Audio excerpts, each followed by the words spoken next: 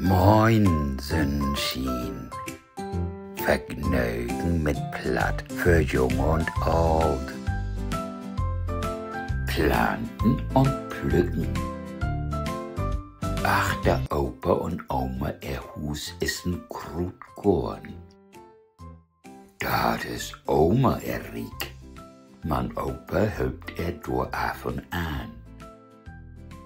Von dort will Heike helfen.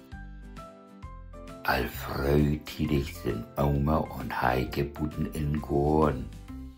Da ist viel zu beschicken. Die Aften sind rieb. Oma und Heike plücken und doutchen in Körperin. Heike probiert ein Aftenpol Rauch. Der ist knackig und süß.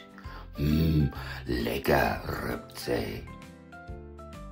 Die Wurren sind mit der Wiel auch Brot für die Aufburren. Heike trägt ein paar von Jüm ut die Eier und wascht Jüm in den Ammer.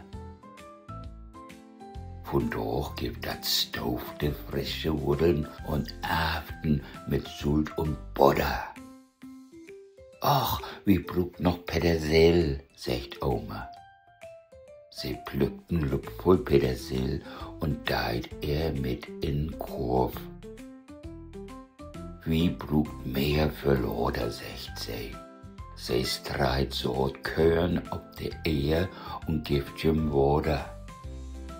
Ein kann nie nicht so viel Petersil haben, sagt sie.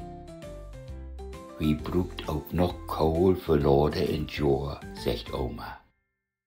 Sie mag Löcke in de Eier und deiten Kohlpot in Glock.